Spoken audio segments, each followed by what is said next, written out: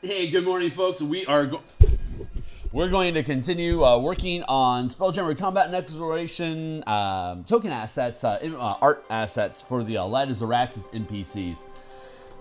Give me a minute here to dive into verifying that things are live and boosting my signal, and then we'll get into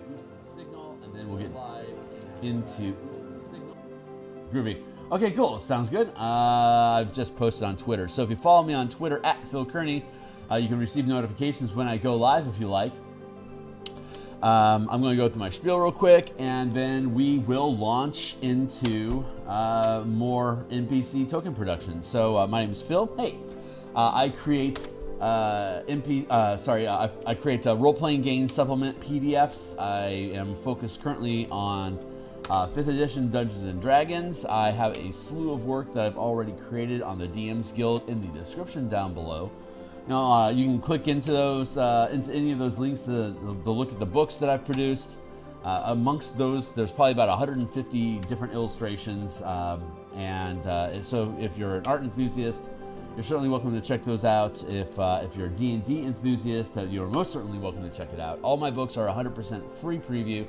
You can read them all cover to cover. On the product page, when you look at the cover of each the individual book pages with one book and then the description of it. If you're on mobile, on the far right, there's an eye icon, and if you are on desktop or tablet, underneath that image of the cover is a link that says full preview. If you click either that or the eye, it'll open up a PDF. It'll have the entire document, 100% free preview. Read it cover to cover. If you like it, consider making a purchase to support the efforts of the team. Otherwise, go ahead and use it. See if it's something that you enjoy or not, to circle back around to me. Other than that, let's see. Got all that boosted. Get things going here. Like, subscribe, bell keeps the channel moving forward and the algorithms. Let them know that this is something that people are interested. So if you're interested, certainly consider liking, subscribing, hitting the bell, and dropping a comment. Say, hey, we're live right now. If you catch me in the future after this is ended, so be it. But this is a book cover that we produced here on stream back around episode 15. So you can check out the Spelljammer playlist to see how that proceeded.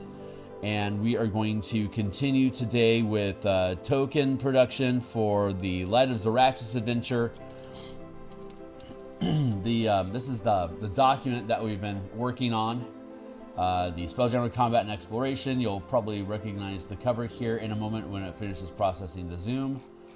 So yep, there's your cover. It's about a 99-page monster that we've got going on here, and we are digging into and through the page layouts for this. So once we're done with all the you can see that most of this has been broken down into 2 columns. We're still sitting here in the weapons section without having completed the breakdown.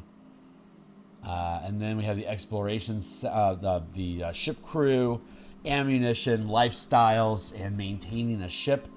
But 1, 2, 3, 4, 5, 6, 7, 8, 9, 10, 11, 12, 13. We've got about 13 pages here that we haven't broken down yet, but once those pages are done, we're going to have our preliminary breakdown. Excuse me, I've got the throat measles going on.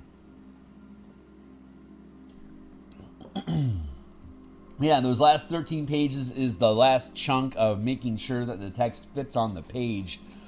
We've also been wrestling off screen with diagramming and how to properly. What language do I want to use for using tokens to show the visual language of art and typography, or not typography, cartography, to show how the ships interact? And that's still a work in progress. I've got ideas that I'm working through, but I'm still experimenting. So a lot of the book, the back end of the book, the back 25 pages here, is specifically about Light of Xaryxis. It converts that Light of Xaryxis adventure into, it's our second appendix. It breaks down the entire adventure and what changes to the different challenges and encounters that you face throughout the 64-page adventure that Wizards released. It takes about 25 pages for us to process all the changes that you make to combat with ships, or upscaling combat with like a Topolith Tower and stuff like that. It's all broken down and converted here for you to be able to use to play Light of Xaryxis using the supplement. So you have a very different... the adventure is essentially the same.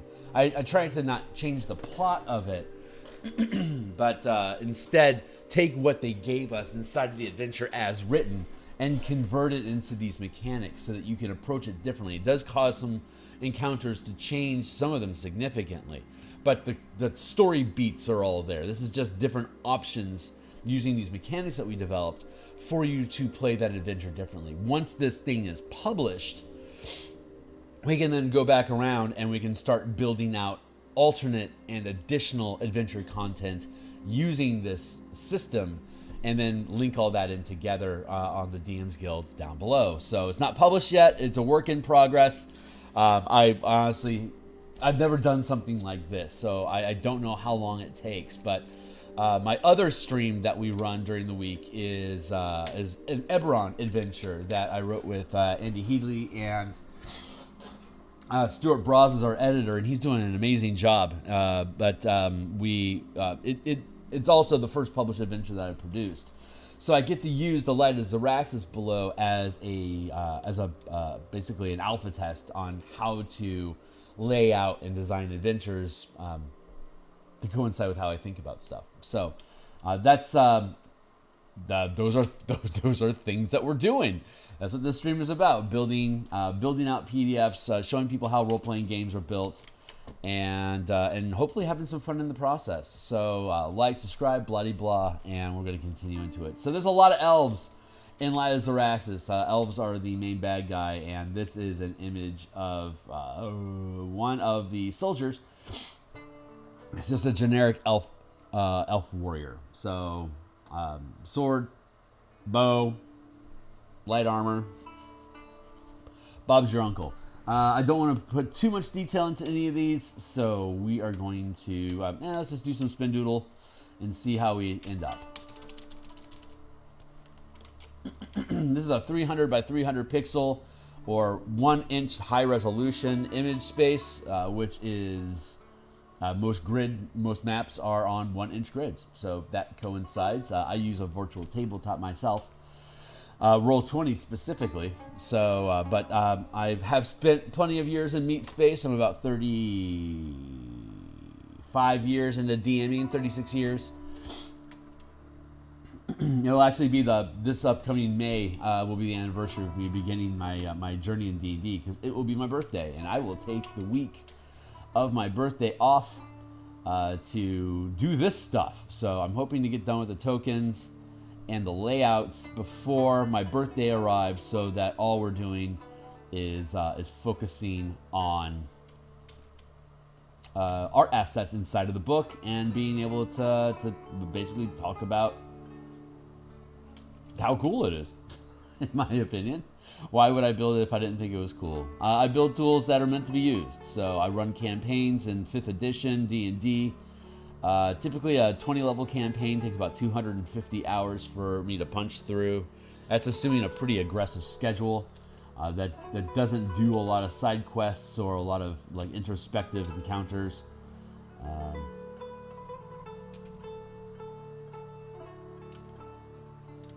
So I like punching through campaigns like that because you want to mix things up and have changes, and one of the ways to do that is to change your characters. So if you kick through a campaign pretty quickly, you get a really wide spread of different challenges that the characters can face. They curve up through levels fairly swiftly.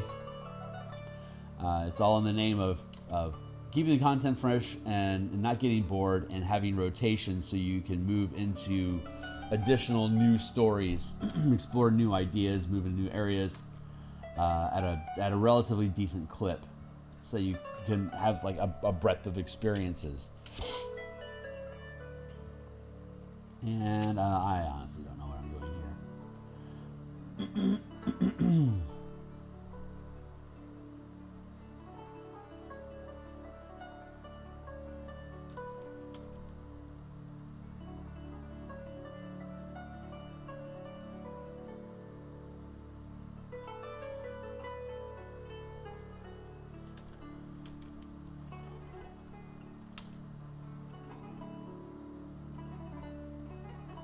I really don't want to burn too much time on like super detail on these things because they are, after all, 1-inch tokens. I only really need to get the gist of it. Hopefully, I only need to get the gist of it. But these are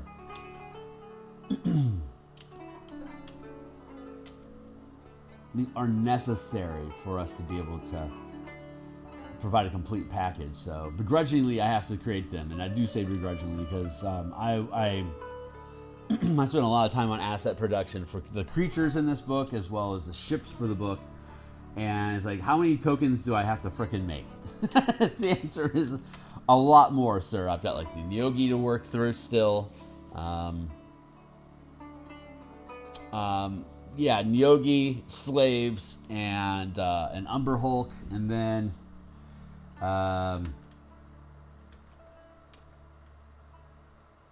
actually, it's not that bad. Now that I'm actually thinking about it, I got a Topola. I've got some, oh yeah, there's the Vampirates, the Crew of the Last Breath. There's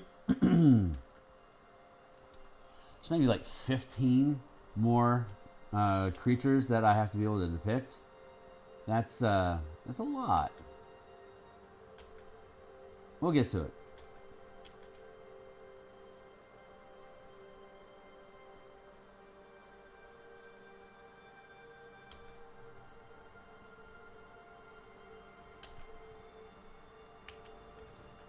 It is a heavy, heavy lift.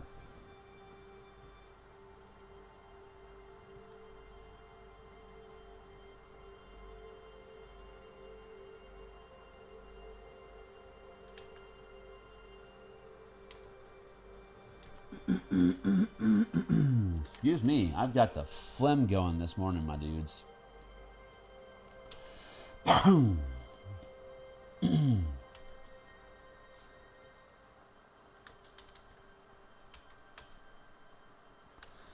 I get angry and frustrated about the amount of work that I have to do, but as soon as I start working on it, I fall in love with the work.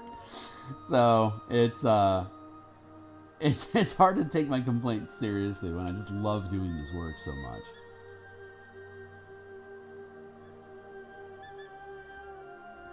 I do wish I could get it done faster, but I mean, it is what it is.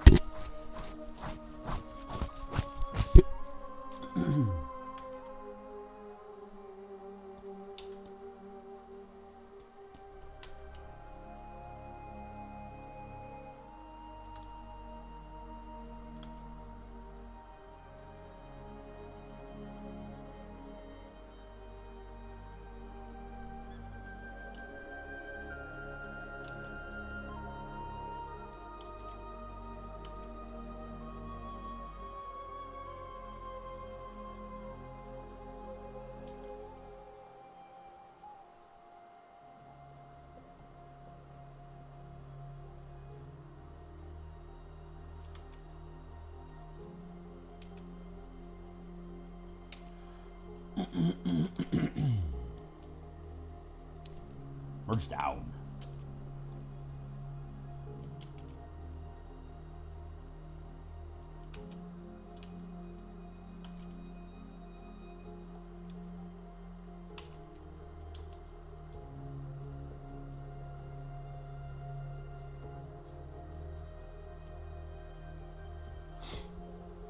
Something like that.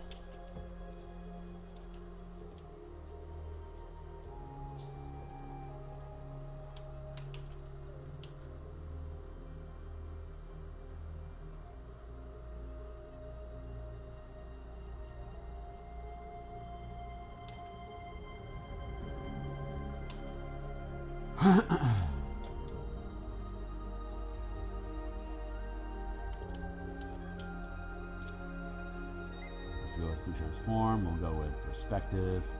Oh my! I need to set a timer. I need to stay on track with my time for the day, so we're going to set a timer. I've got about 100 minutes on the board that I can play. And we're going to be back tonight as well. Typically 7 p.m. Seattle Pacific time, which is about 13 hours from now. I would expect to be streaming again for a couple hours. Honestly, don't know what we're gonna do. We'll see when we get there. Maybe we'll do page art. We'll probably do some page illustrations.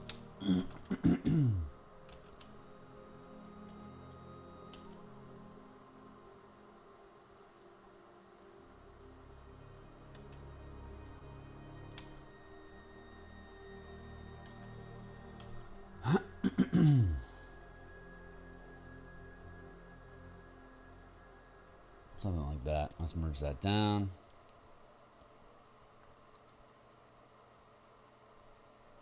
Drop the opacity. And we'll do it again.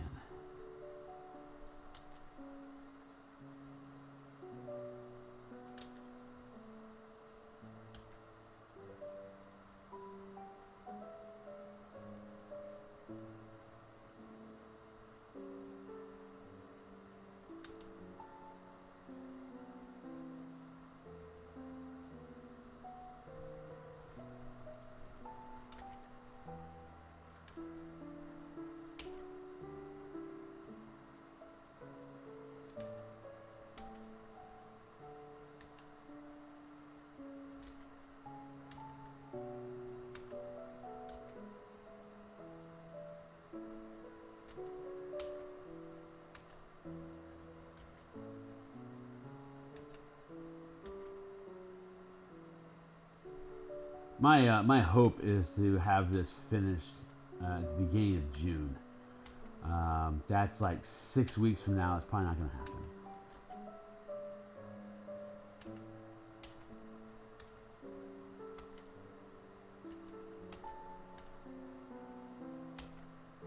So maybe I can have it finished in July.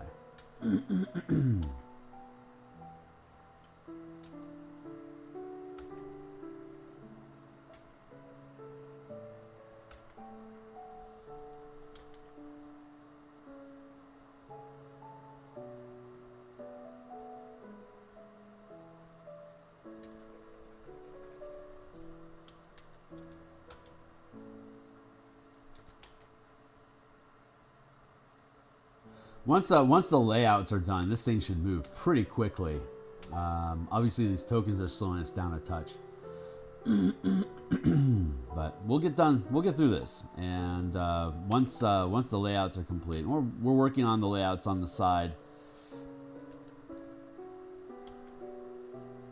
It's watching me watching me push text around a page, erase, redo, erase, redo, erase, redo. It's just that it is not exciting content. So I do that off screen. So actually these tokens are providing me an opportunity to just provide some daily content on how the Spelljammer's coming along while I am fighting through that process. But it can only, that process can only take so long, and once it is completed, we'll know what all our pages are. So we can actually start banging through the rest of the document, which is going to be incredibly fun to do.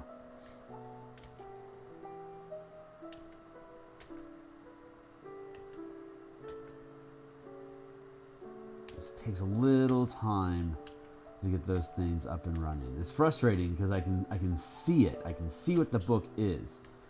It's just the manifestation time. It gets pushed out of me 1 pixel at a time. Oh God, it's just a grueling. It is a grueling lift, I will tell you, sir.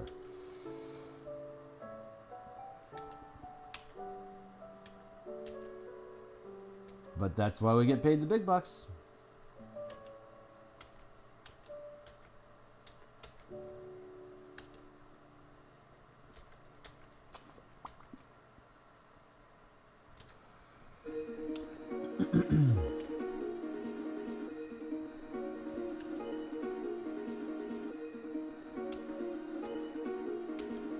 I feel like this music is too loud.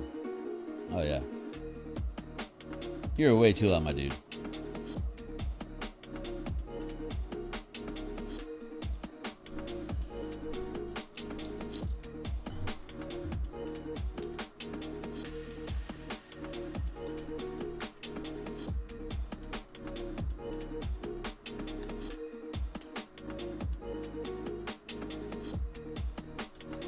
One of the larger challenges I've actually been facing off screen is the mapping, like how to.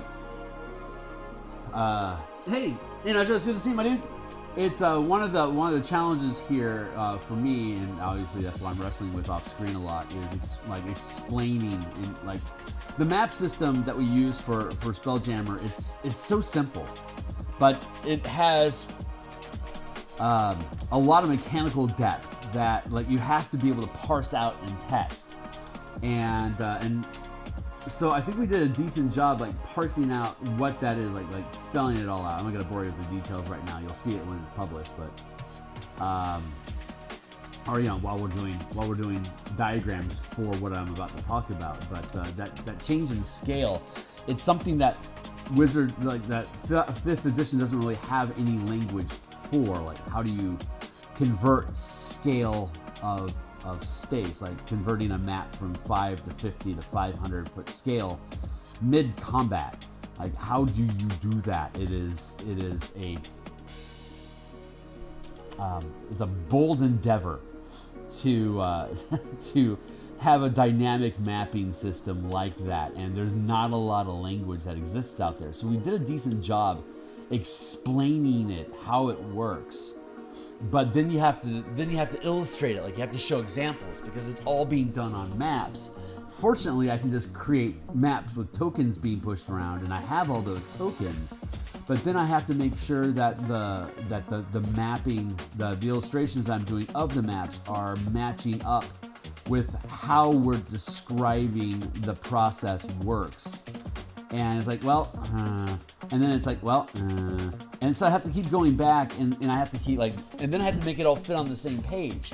And then I have to make sure that what I'm talking about in the text is leading the eye logically to where the illustration is, that then loops back into the further description. So I'm bouncing back and forth between text, image, text, image, text, image, and I need to make sure it is all cohesive and working together, and that the image that we're producing is interesting as well as art. So it's a heavy lift, and it's an incredible challenge. It's far more challenging than any other project I've ever worked on, and there is extreme satisfaction in that. But it honestly just takes time. So which is honestly great that I have these tokens to do, because it allows me to get these things. It gives me breathing room to get those challenges resolved. So once they are resolved, and we start illustrating the pages, that all the text on the page is going to make a lot of sense, and it will be a fun experience. I don't have to, I don't want to second guess myself in the content that we've produced while I'm streaming it and trying to produce art for it. Because I'm not excited and proud of the work, the pixels don't flow, and then it becomes a frustration, and then the frustration turns into people looking at the project and feeling frustration on stream, like, why am I streaming this? So it has to be solid, it has to be rock solid, something that I'm incredibly proud about, that I am just excited to open up. And so as I go through this process, I keep discovering, I can explain it like this, and I can do this, and I can do this, and so it's a really exciting process for me. That I'm on super ramble mode. I actually got better sleep last night than I've had all week. So I think at this point I'm just kind of excited. Hornet, hey, Nitro, how you doing, my dude?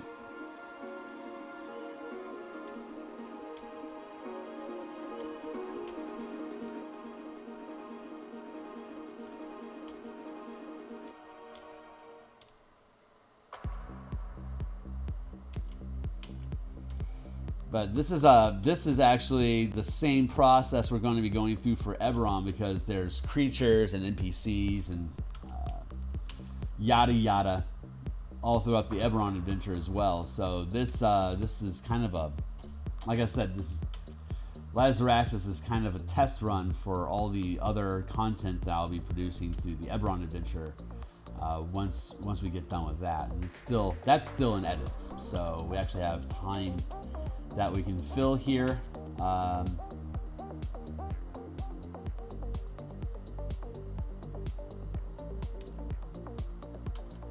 I actually think these are all really timed well together. Perfect honesty. I'll do that.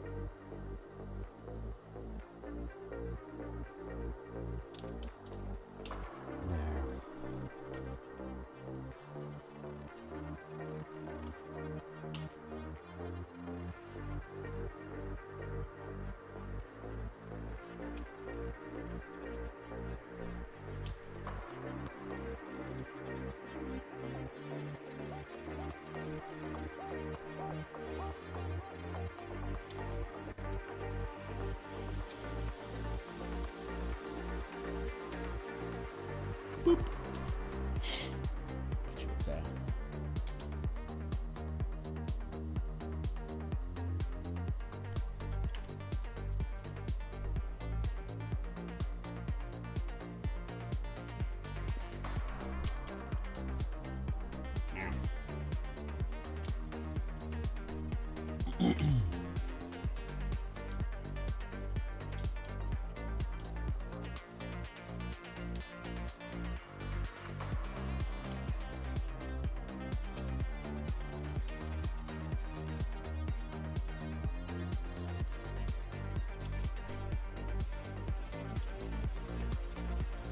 I like these angles we're finding. This is good stuff. I've definitely leveled up in my character sketching over the past year, which is funny because I haven't done a lot of character sketching in the past year. Like very little character sketching. I just think my visual library inside my head is consolidated. That's not the right word.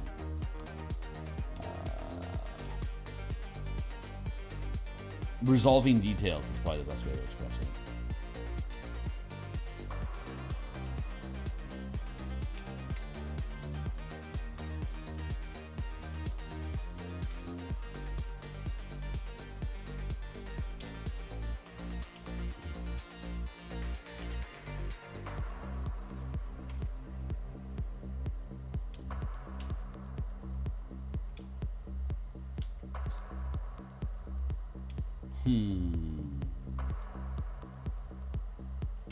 Complications. Let's do that.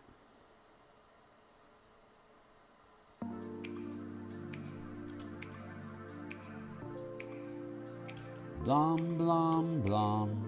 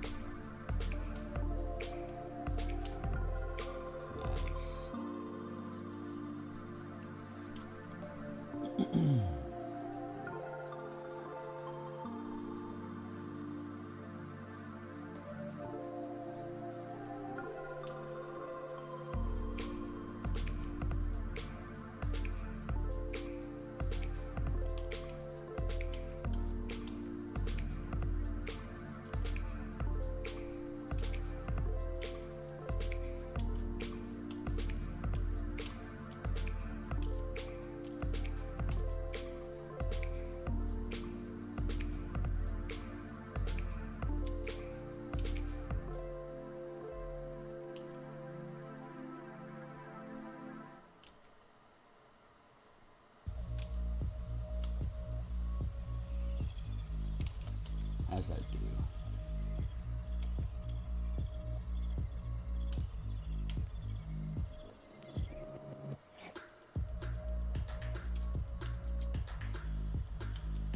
Like that-ish.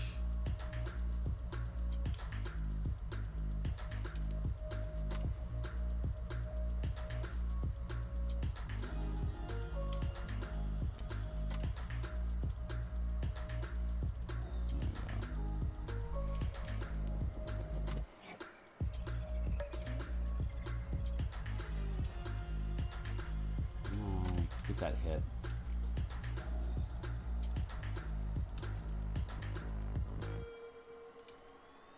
Get that hit.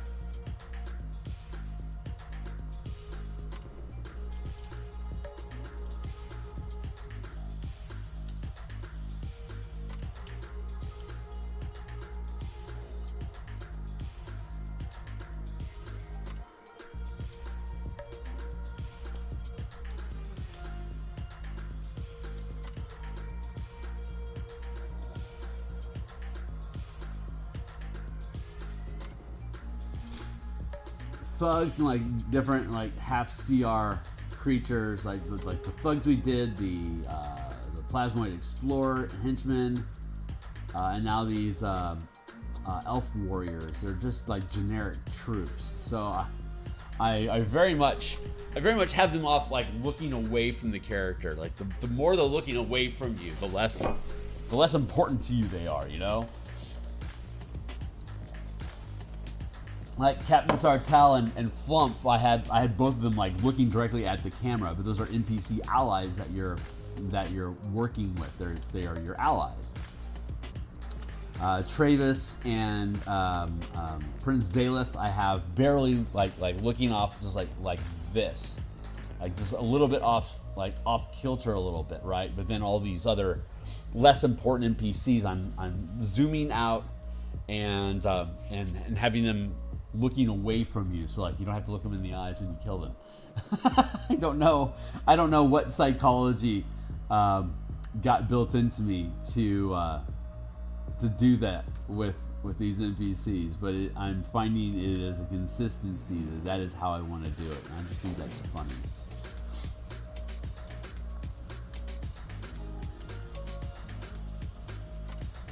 That amuses me.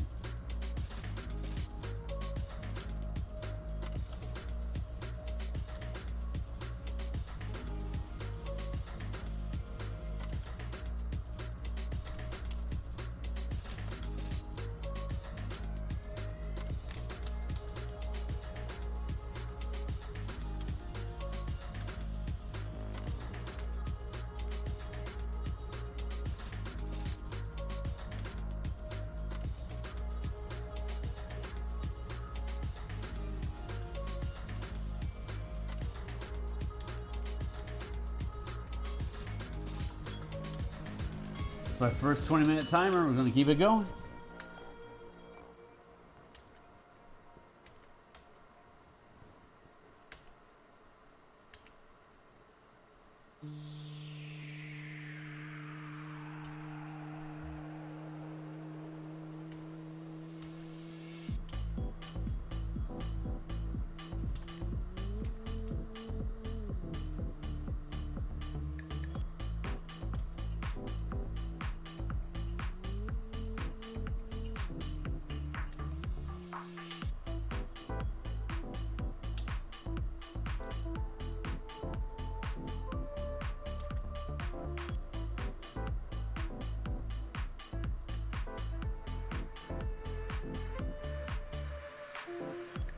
I'm going to go see the D&D movie this week. I'm looking forward to it.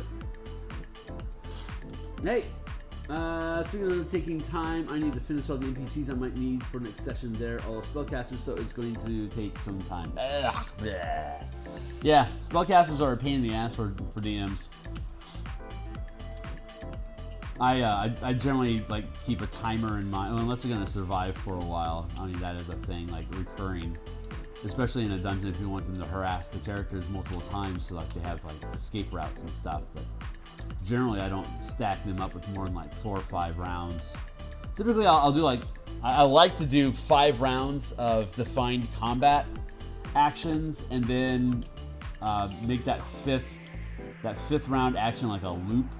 That I can have them just repeat or like go back to previous areas, so like you can have an action, like action oriented creatures is a thing these days that they say.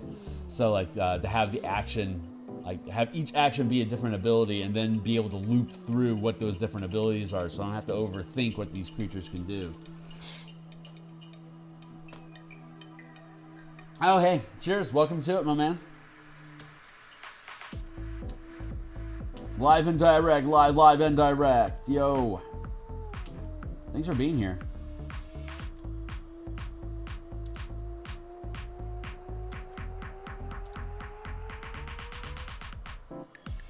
Yeah, I get lost in time too.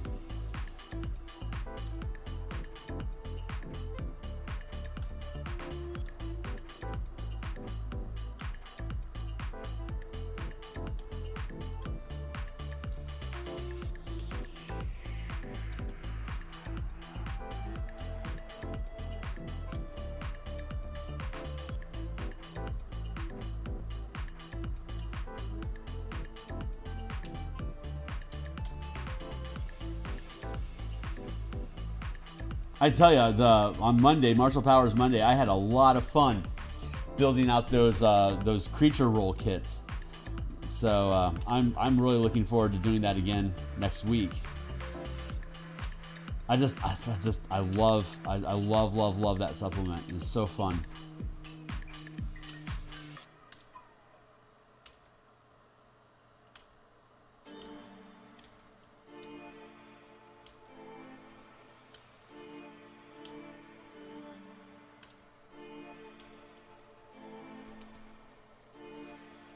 God, I love that pose. This guy looks cool. Well, gal, whatever, shut up.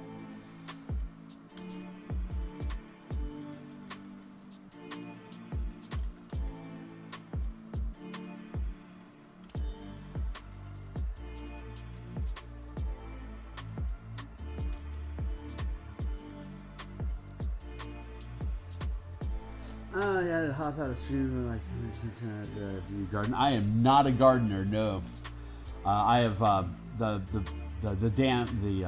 component, how to put it, because of the type of blindness I have. I'm locked on to night vision all the time, so I have severe light sensitivity, which is why I squint so much. So being out in the sun is painful for me, like literally. I get a headache from it and can't see. So no, I don't like gardening. I guess I could get into mushrooms. I could like in a cave somewhere, but generally no. I respect the art.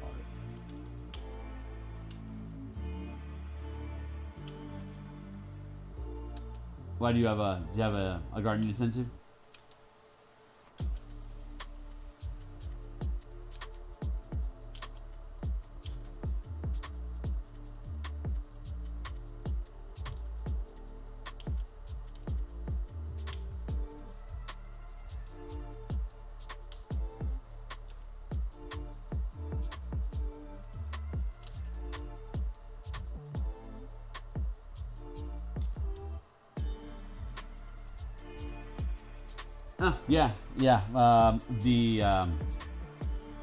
The affliction I have, there's actually a link in the description down below. It's called monochromatism, and it means that monochromatism is basically see only one color. Like literally, that's how that translates, I guess, from the French. But regardless, I was born without color cones in my retinas, so I cannot process color information. But cones also control image resolution, so like I can't zoom, like my eyes don't zoom when I look at something.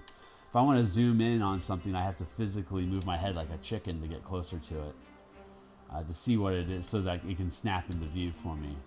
And furthermore, since the only machinery in my eye I have to collect light information is rods, they process contrast and are in charge of night vision. So I'm always on night vision. So like when you move from a dark room into a bright room and everything washes out for you, I'm constantly having everything wash out on me.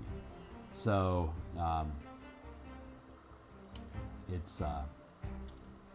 it's a trick. It's an interesting, it's a challenge. That's okay. Like I say, I'm pretty sure this is my whole life is like one of those hold my beer sort of challenges from past dead artists in heaven. Like I've done everything. I'm bored. Well, how about don't see and then paint? I'm like, what are you talking about? I'm like, okay, hold my beer. We'll figure it out. And I come into this life, and my intuition, my muse inside of me, she's been helping me figure out how to do all that stuff ever since I got here.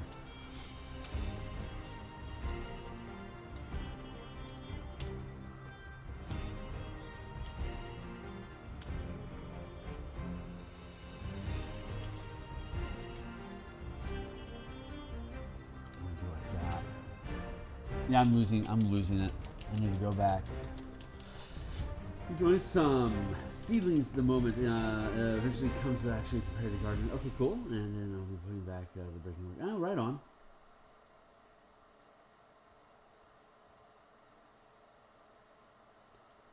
Imagining your life. So yeah. Me too. Otherwise, I mean, what else am I gonna do, right?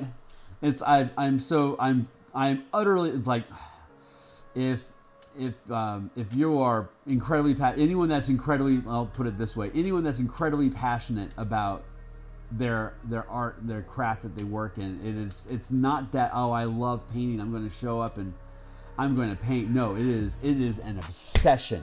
I have to do it. The pixels push me. I am constantly compelled to produce. It's like a form of workaholism, except that I've found a way to channel it into something artistic, but it's still an ambition, compulsion, like high-powered lawyers and stuff that work 80, 90 hours a week because they are just obsessed with whatever case it is that they're working on. It's artists. Some artists can be the same way, and I'm one of those. That like the ambition, my male ambition, as it were, is channeled through this compulsion to produce work, and so I just can't stop. It just will not let me go. So that feels very much like it's just like it's a driving force. I'm not in charge of it, so it's very interesting to experience life where you don't feel like, it's your choice what you're doing. Like, I guess addiction are like that a lot. Like, despite what you may want to do or what your intentions are, this is like you end up doing X, Y, or Z. And if it's like a compulsive addiction sort of thing, it's you're ashamed of that process that you have to go through. It's you recognize you're not in control, though you wish that you were. In the case of art, though, you recognize you're not in control, and you wish for it to go even further. Like, I want to fall into the production. Like I literally, how to put it? I don't want to use literally as like a mean phrase, but I'm trying to express something here. Hold on, give me a second.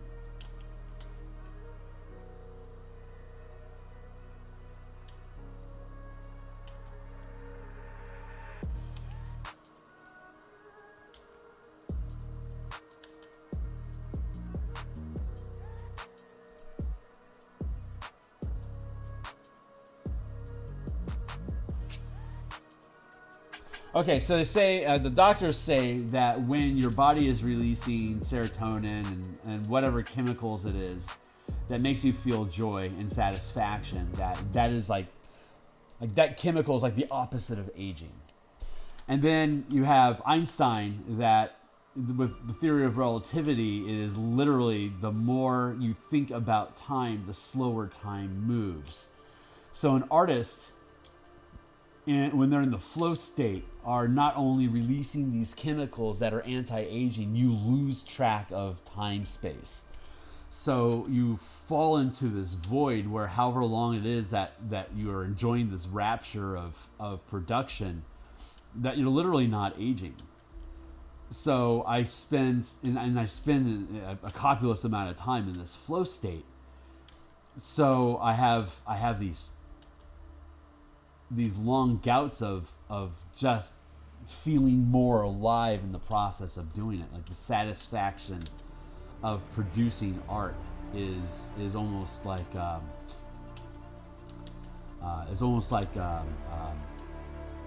time distortion effect around me.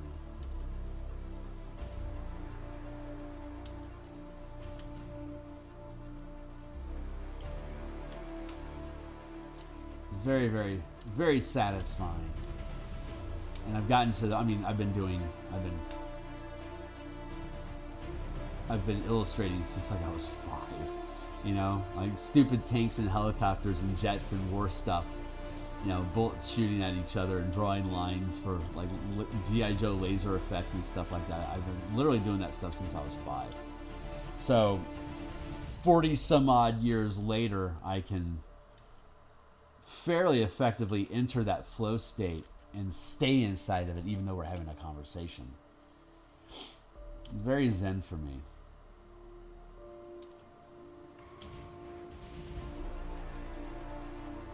Comments. Respect, dude. Thanks. But yeah, I mean, when I'm out in the sun, absolutely. I need to. Otherwise, sometimes I'll walk into pools.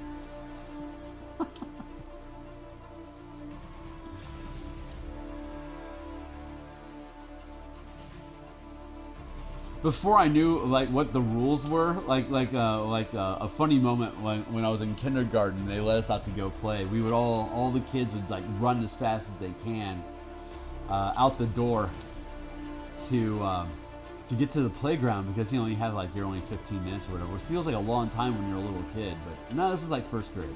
Anyway, first grade is when you start having recess. And it was in my school anyway. Maybe the rules changed. That's not the point. The point is that we'd streak out the door, and before I knew the rules of how fills are supposed to work, I would run out of them. The first day of recess, like my very first recess experience, is streaking out the door with everyone else, and like 15 feet later, just like face planting into a tetherball pole. Because the pole was thin enough in the sunny day that it washed out and it disappeared from view to me. So I knocked myself out. So, I hit this pole and I dropped, and then I come to, and nobody noticed. Like I was the last in the pack, and none of the teachers were around or anything. So like this little kid. I just ran myself into a pole so fast that it knocked me out. So I came to, and I'm like all stumbling around, and by the time I got out to the playground, the recess was over. It's like my first recess experience I missed. My brain was like, I need to start figuring things, because I wasn't wearing sunglasses, you know? I'm supposed to wear sunglasses all the time out in the sun, and for whatever reason, I wasn't. Immediately penalized. So funny. I find most hilariously tragic things in my life are generally the result of me just careening into it. So it's pretty funny.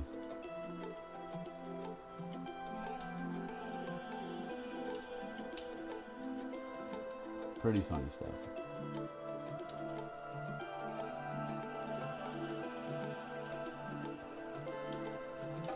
Oh boy, I am I'm already. Oh, I can do this differently than I am.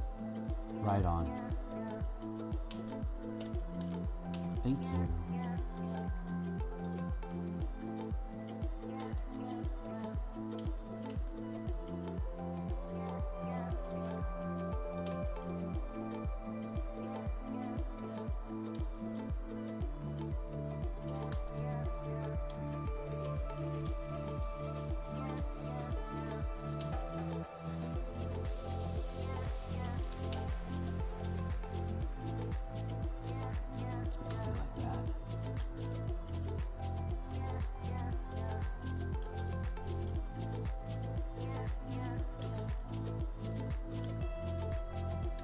Yep.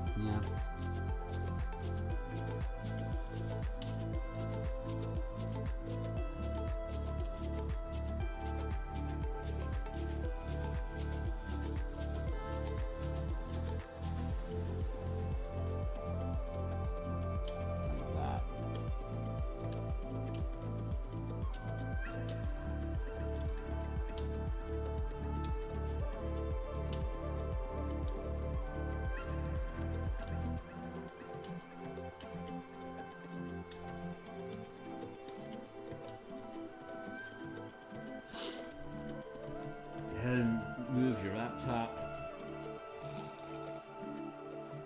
Yeah, right on my guy. Yeah, you know, you gotta go. It's totally cool. I just appreciate you hanging out.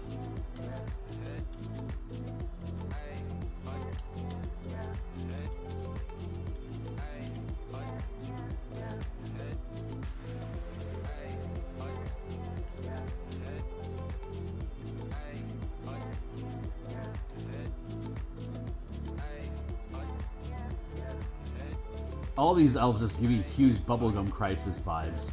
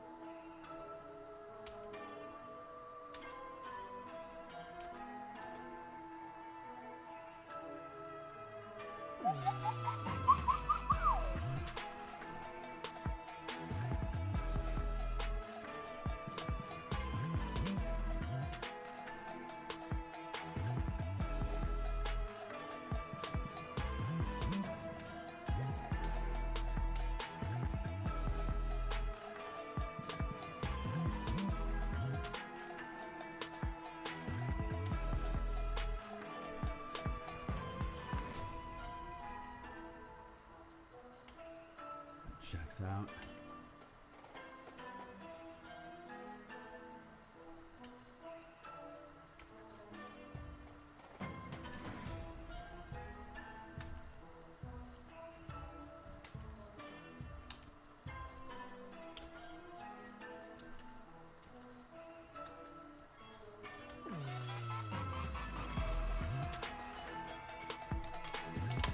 Thank you, Timely Timer. Let's keep it going. Let's see the coffee.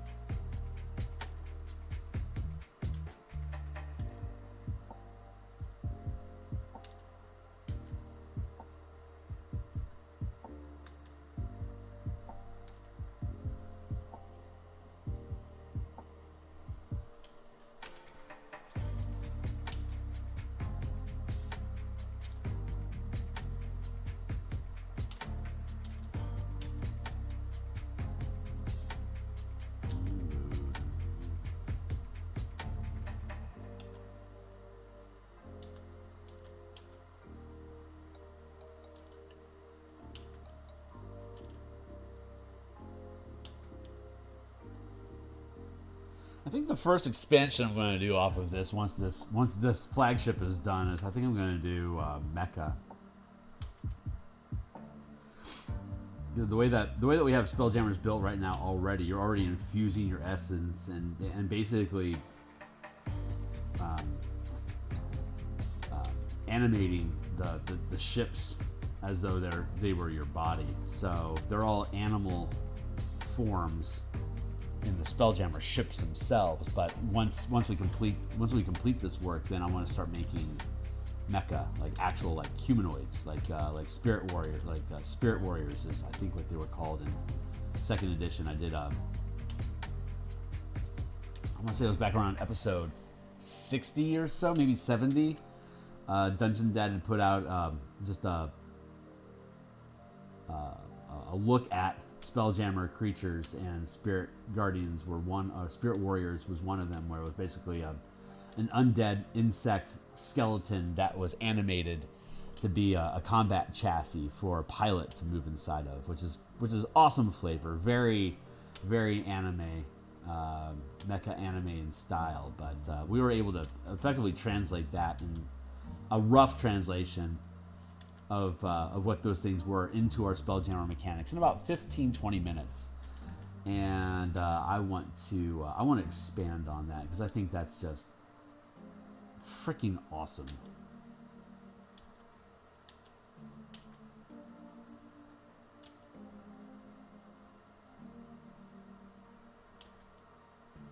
That opens the door to the Warforged supplement that I've wanted to build for the past couple of years.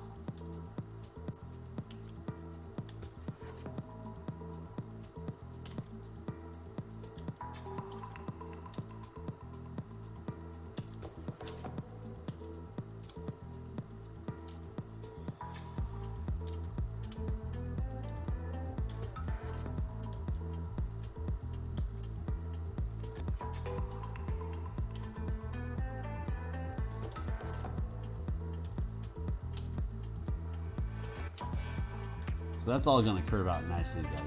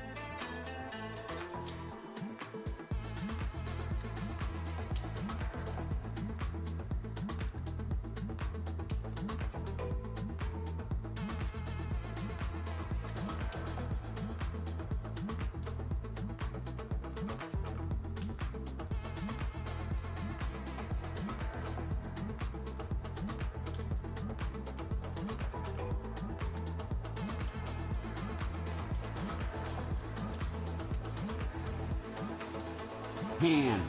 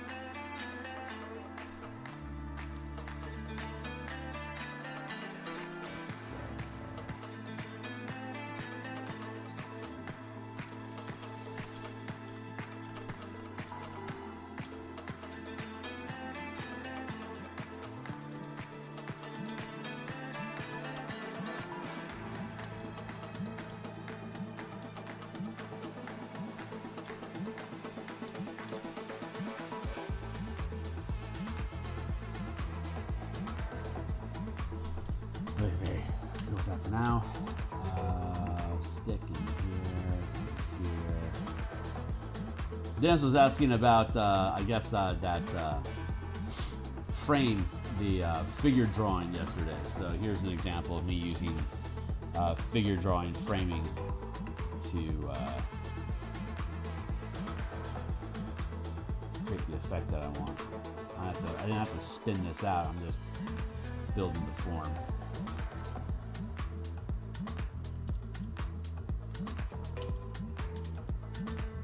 So D-Man, this is for you.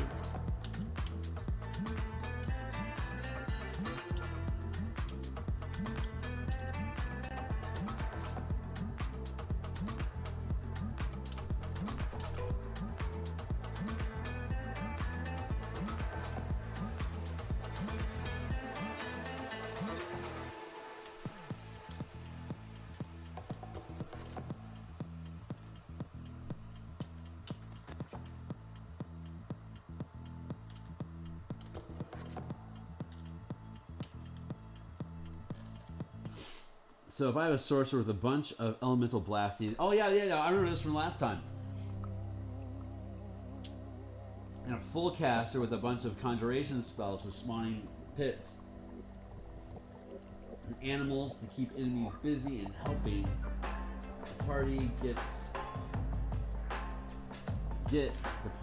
out. Find where we're at. The party get out of duck. Oh, I got it. What kind of spells should the cleric? Oh, got it. So you got a wizard with control. You got a blaster. Hold on, I'm gonna grab some more coffee here. Let's see. Well, I mean,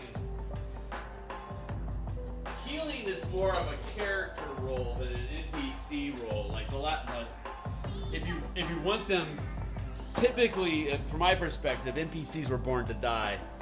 So having them sustain themselves with healing is I'm not a big fan of, but I am a big fan of debuffing. So like Spirit Guardians is a go-to, obviously. So AoE and bonus action, Spiritual Weapon is an added weapon on the battlefield. But I'd say Hold Person is probably more valuable than anything for you to use against characters to help slow their action economy, if that's something that you need to do. I know DMs debate about taking away the ability for a character to act in a round because it's not fun to watch other people play the game. So like. That is a good go-to thing for a divine caster to go to, doing individual target debuffs like blindness and different sort of detriments.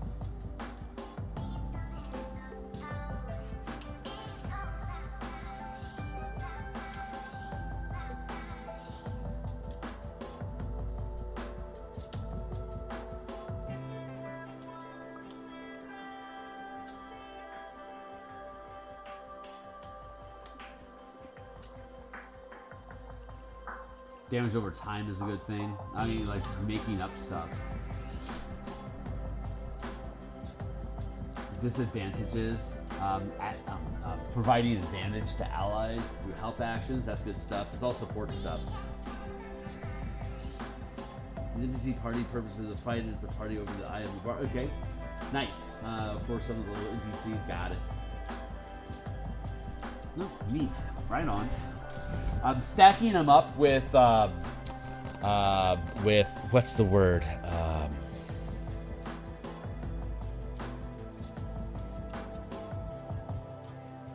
Restoration, like a lesser restoration, greater restoration, to get rid of the debuff CC conditions that the team is going to put onto your enemy, onto your NPC team. That is probably one of the counter spell. And which is a big FU to most players, and I know tables are debatable about their use of that. But mitigating, preventing the team from destroying your NPCs could be your divine primary objective. Getting rid of conditions, like if the stun, like if your team has if the players have a monk, and the monk stuns out the sorcerer, then having the cleric remove that stun condition forces them to refocus their attention now onto the cleric in the back line. And if the cleric's got like AoE DPR going on, then them focusing the healer becomes a problem for them, because they're going to be taking damage in the process, and their action economy is going to bend in that direction. So that would be my recommendation: debuffer and removing debuffs from the party.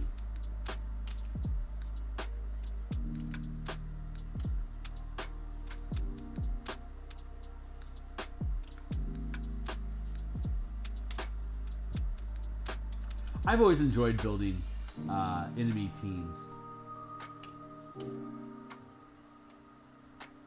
The campaign that I'm running right now is kind of unique in that it doesn't have an antagonist NPC party just harassing the characters, but I like building like mercenary teams that are eventually hired by the big bad evil guy to take out the players, or like paramilitary organizations that have taken notice of what the characters are doing and don't like how they're encroaching on what they might perceive as their own bounty or whatever. I like doing that stuff. I think it's fun.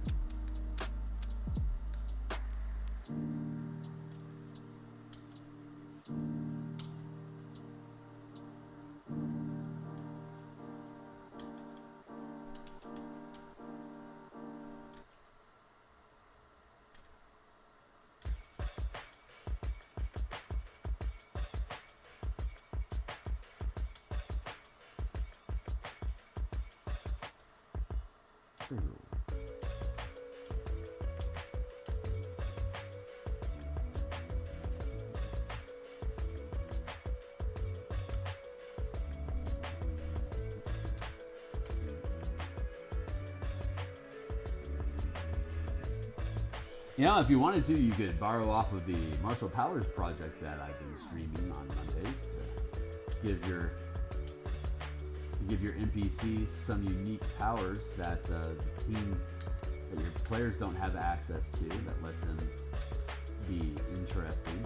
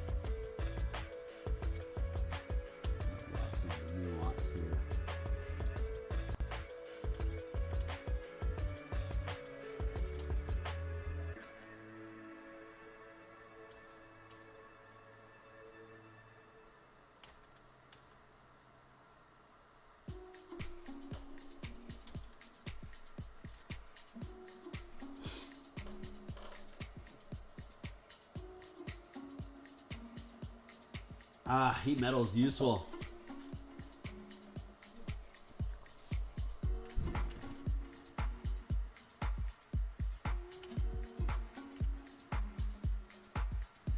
Blindness is a fantastic debuff spell. Just blanket disadvantage, and then granting your team advantage against the blinded target is a fantastic fate to throw onto a martial character, because they can still act.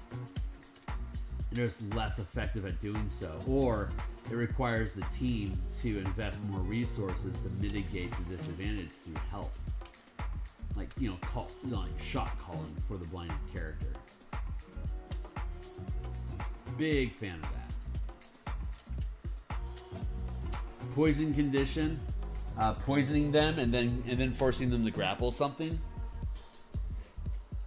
So they have disadvantage on their checks. And grappling doesn't prevent them from taking actions, but it prevents them from closing distance with a backline. That's people shit on grappling a lot. But as a player, I mean, as a DM, all you have to do is grapple something, and you can't close distance anymore. That is a significant a significant debuff tanking power. Like D&D gets crapped on a lot for not having a lot of tanking options, but just simply preventing a character from being able to advance on the back line is a massive debuff. And it doesn't take anything more than, like, I don't know, an orangutan.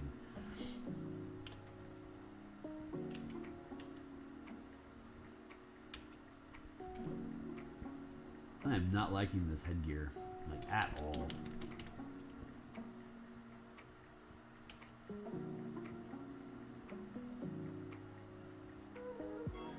Hey, timely timer. I think we're down. Are we down to our last 20? Where are we at? No, we still got 40 minutes.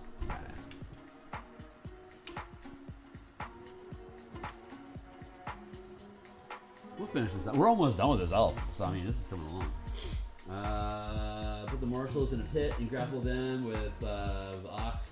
The ox just dump cows on top of them. Deal with this cow. Nice. Blast with lightning, absolutely. Even Witch Bolt in a pit is fantastic, because you set your tether. If they're in a pit, they're gonna keep taking damage over and over again. And Witch Bolt is a great backline attack. If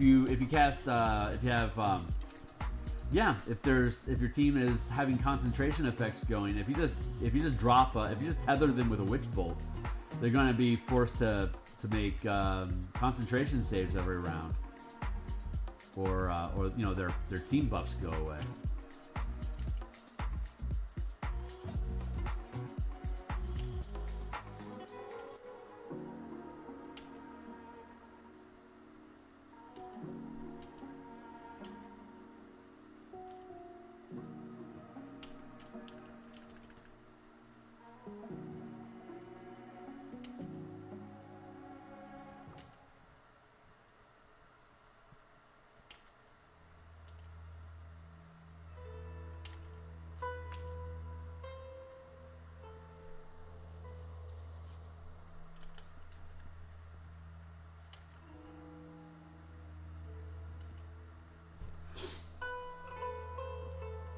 Call lightning, excellent.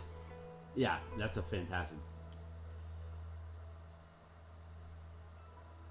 Yeah, perfect, absolutely perfect.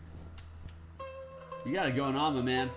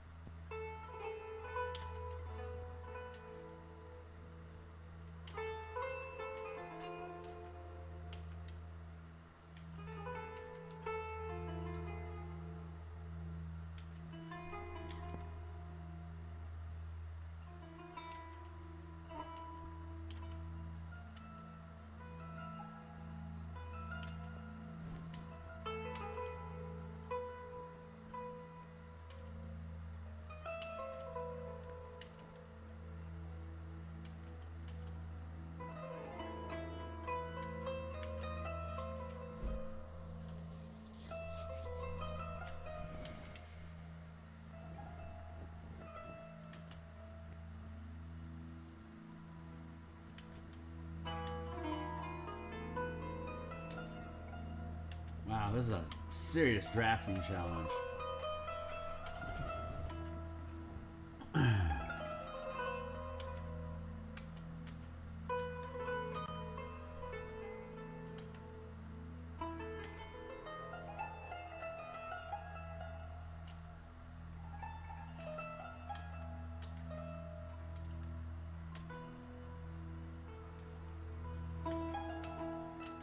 This helmet is proving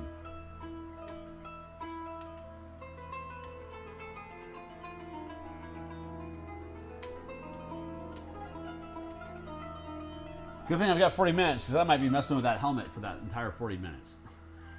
Fuck you, helmet.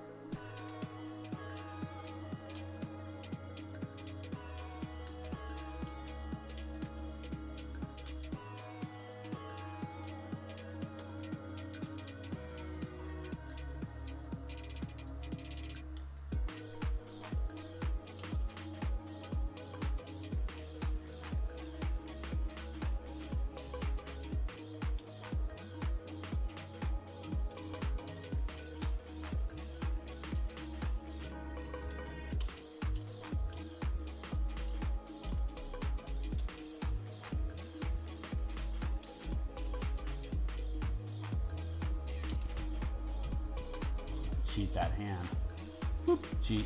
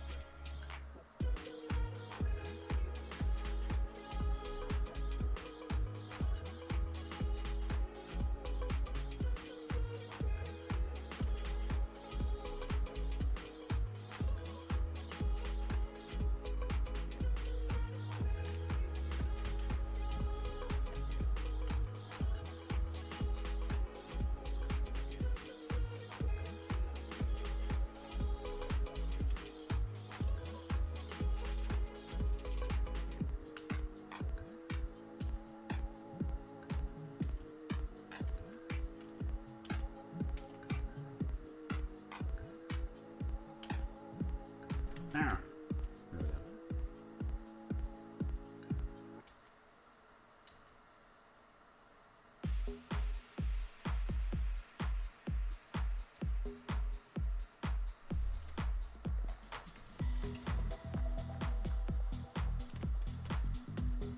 Now we'll get to that.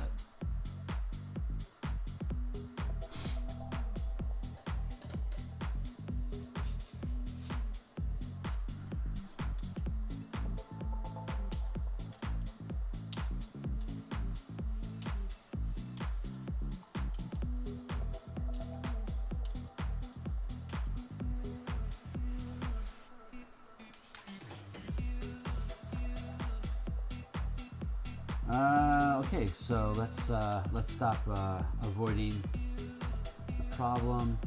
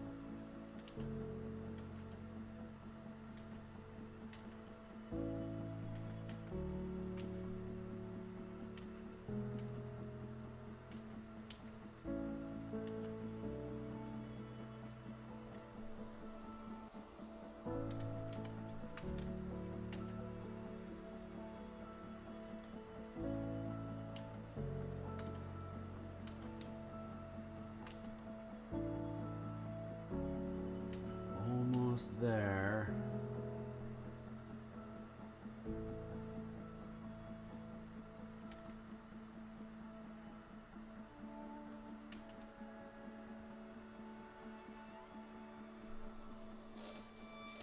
Okay, not bad.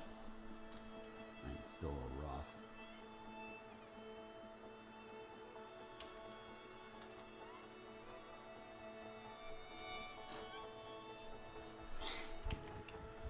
How are you doing? Let's make a new layer. Drop this one down a little bit. Still got 20 minutes, so we're just about to hit our last minute marker.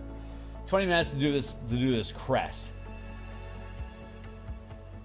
and that theoretically should be pretty easy to do, right? That is some difficult drafting to be able to make all those angles work together proper. So we'll see if we can do it. If I can get one, and I'm pretty happy with this token as it sits. It's still rough, you know, but. Last 20-minute stretch. I'll have an opportunity to do cleanup on all these things later.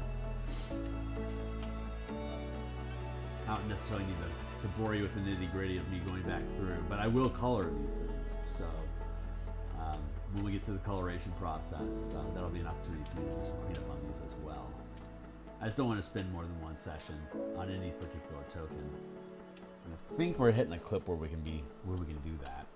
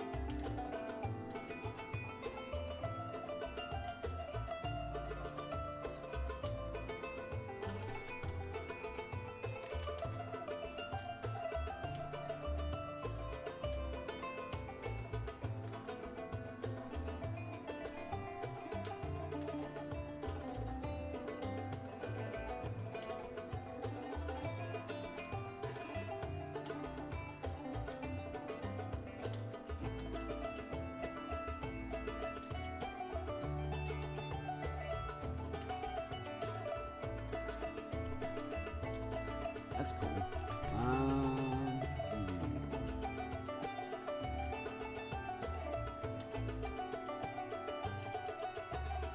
I am butterfly.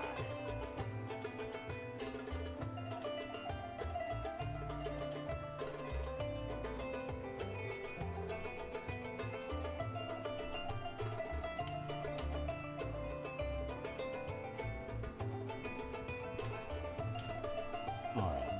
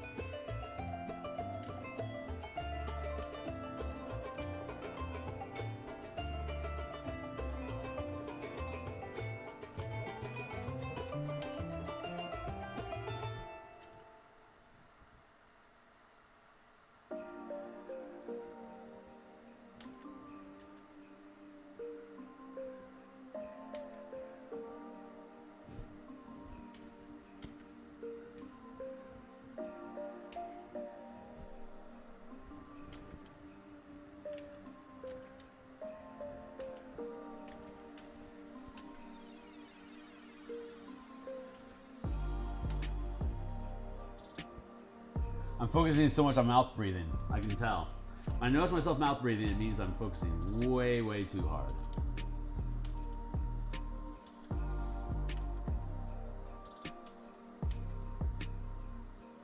Man, this is tricky. There we go.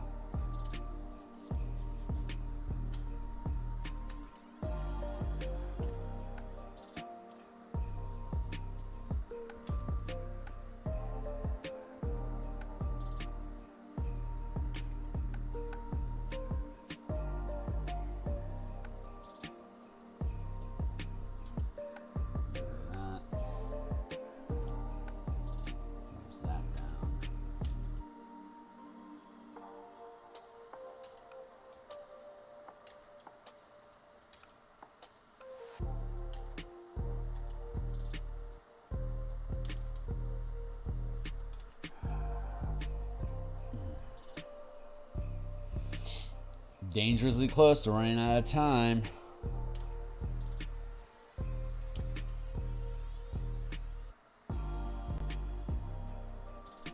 Ah, there it is.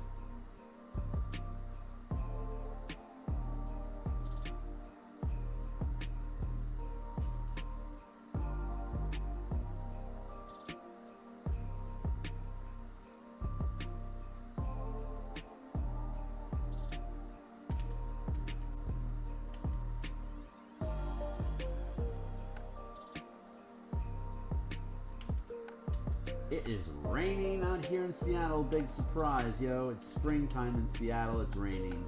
Yeah, shocker. Super pleasant, though. Very relaxing.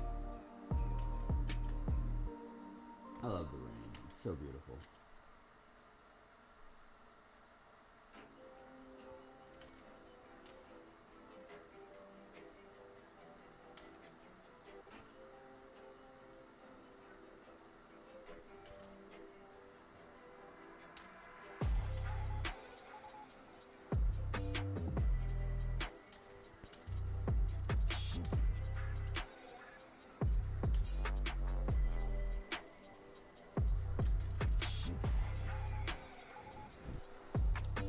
Ooh, Punto.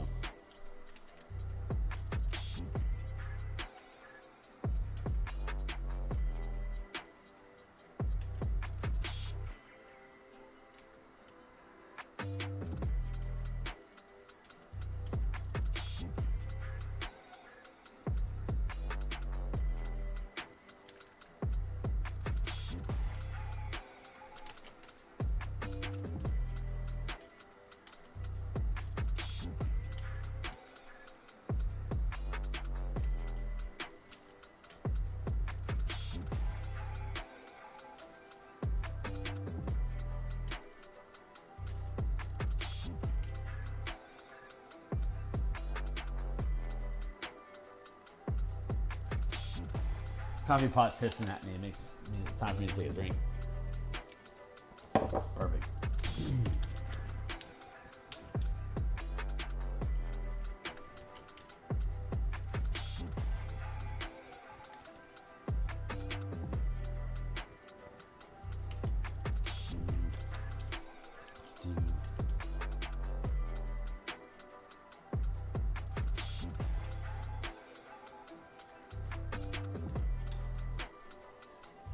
There.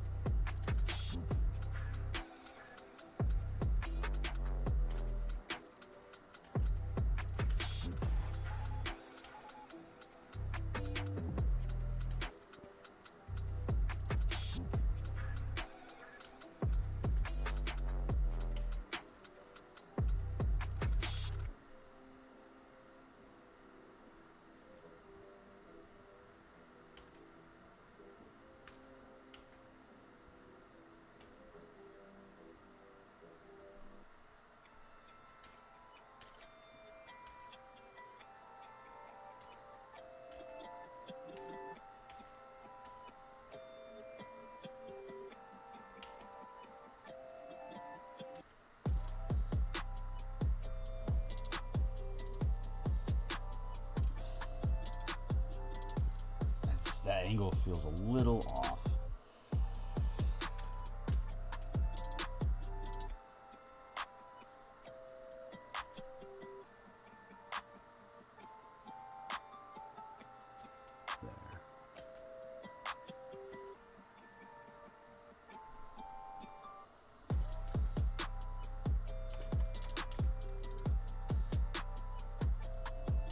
Meh.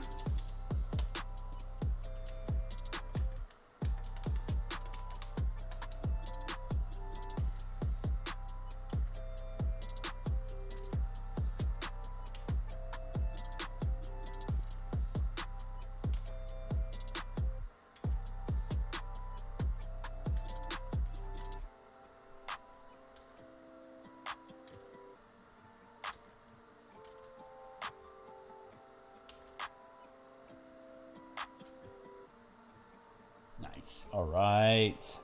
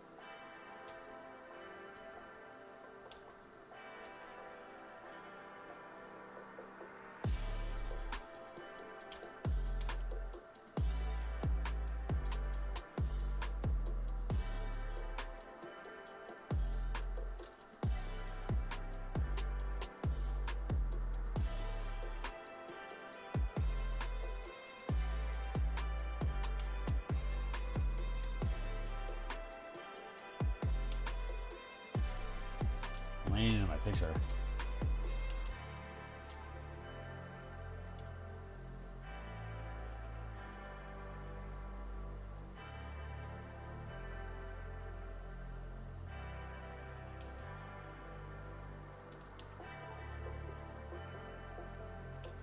There it is.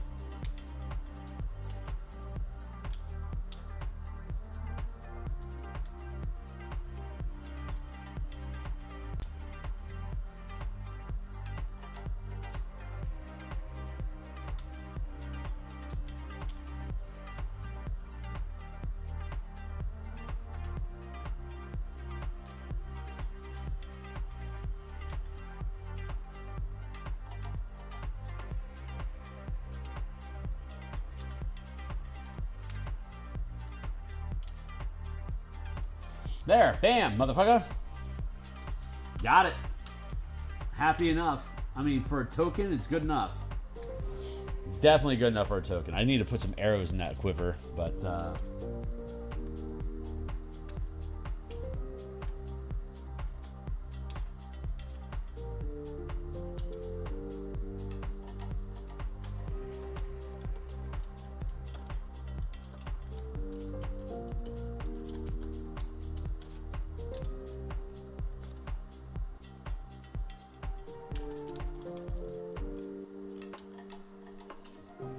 so far so good, so what, right?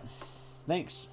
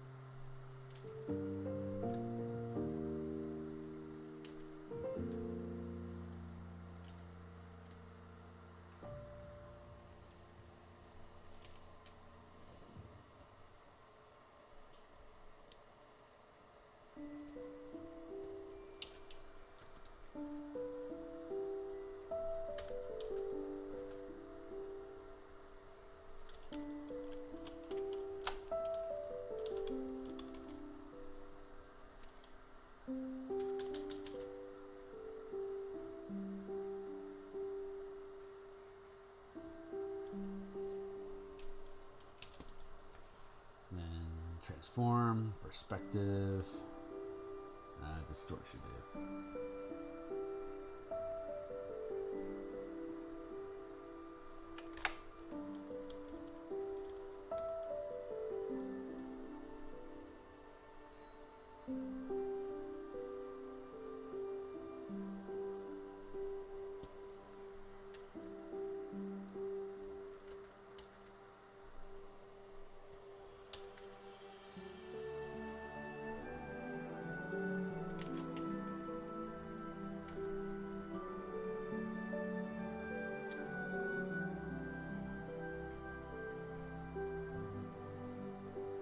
Unnecessary.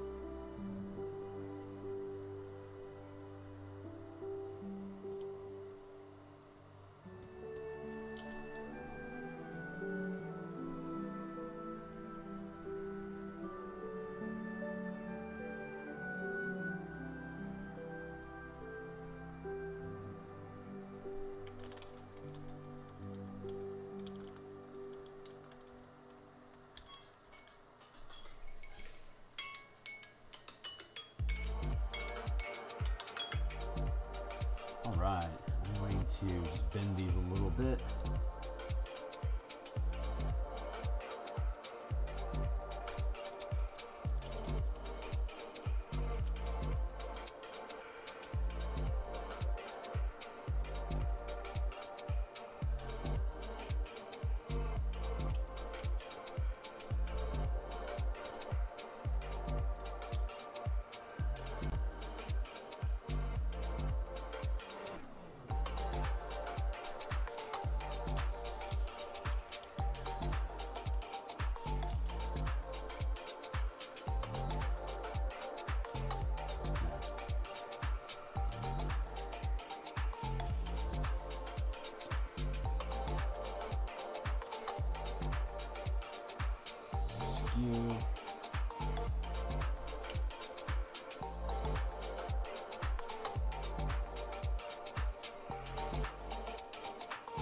Cool. All right, cool. That's it for the day. That is our Elf Warrior token.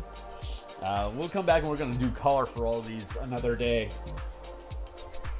Right now we're just doing simple line art to make it easy for folks to, like, this is a super low cost for you to print out. Super low yield, very simple.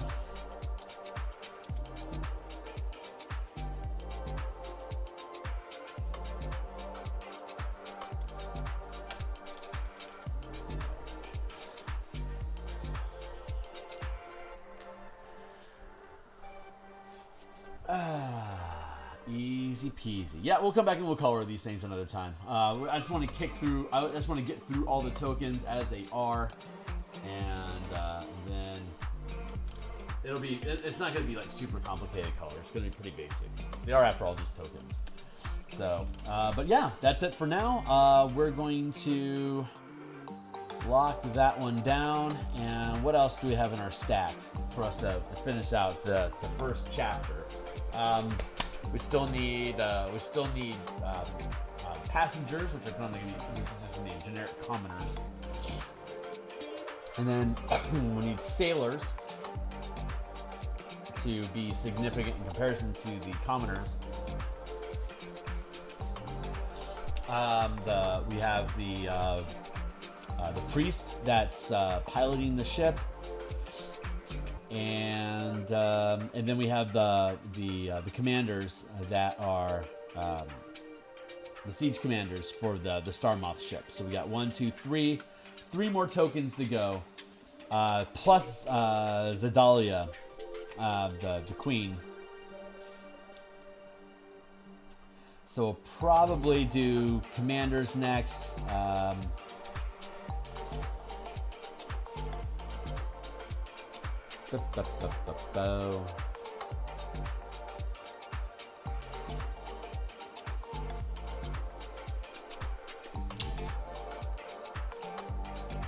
One, two, three. That's 1, 2. Commoners 3, 4. So 4 more for the first act, and then Then we have the Neogi, slaves, Umber Hulk. And then privateer, crew. Any quintessential cleric spells I can think of? Oh, for your team? I only have a second left, but oh crap, I'm over time. Let's see. What'd be quintessential?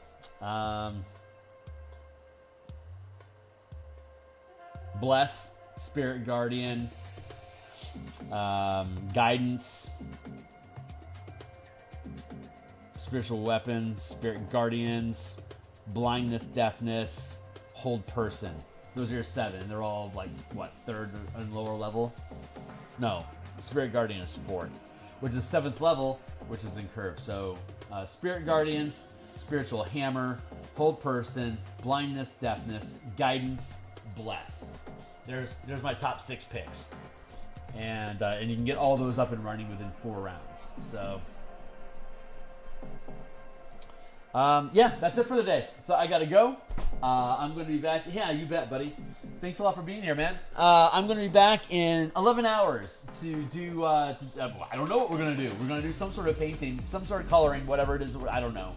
I don't know what we're going to do, but we'll be back. So like, subscribe, catch me in 11, and I will see you guys then. Cheers.